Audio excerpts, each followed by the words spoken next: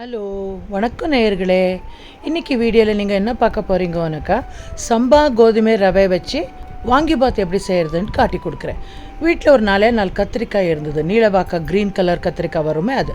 சரி, இதை வச்சுட்டு நாங்கள் இன்றைக்கி சம்பா கோதுமை ரவையில் வாங்கிபாத் செஞ்சுடலான்ட்டு ரெடி பண்ணிட்டுருக்கேன். முதல்ல 1 கப் அளவுக்கு கோதுமை ரவை எடுத்துட்டு நல்லா வறுத்து எடுத்துக்கணும். அது பொரியாட்டமாக பொரியணும்.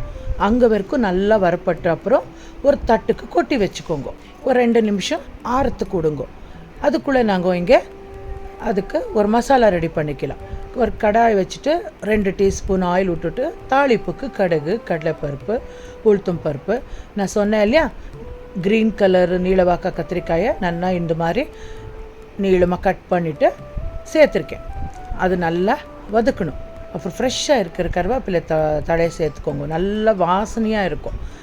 அப்புறமா ஒரு குட்டியோண்டு புளியை நெஞ்சு வச்சுருந்தேன், அதில் ஜலம் கூட சேர்த்துட்டுருக்கேன். புளி தண்ணியிலேயே இந்த கத்திரிக்காய் வேகணும்.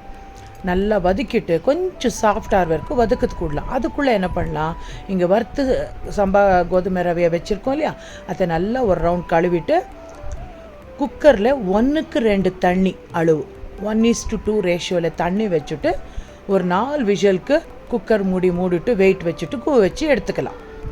அது ப்ரெஷர் இறங்கின உடனே இந்த வாங்கிபாத்தை செய்கிறதுக்கு ஈஸி ஆகிடும்.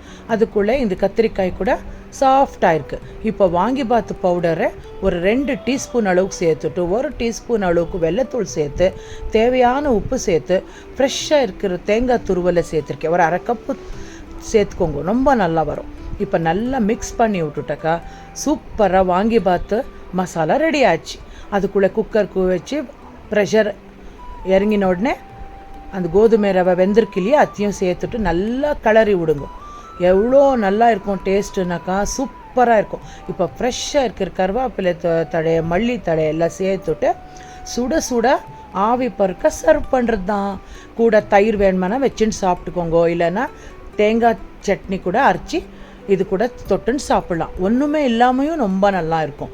ரொம்ப டேஸ்டி, ஹெல்த்தி கூட, ஈஸி கூட. கண்டிப்பாக செஞ்சுட்டு எப்படி வந்துட்டு கமெண்ட்ஸில் சொல்லுங்க. பாய்.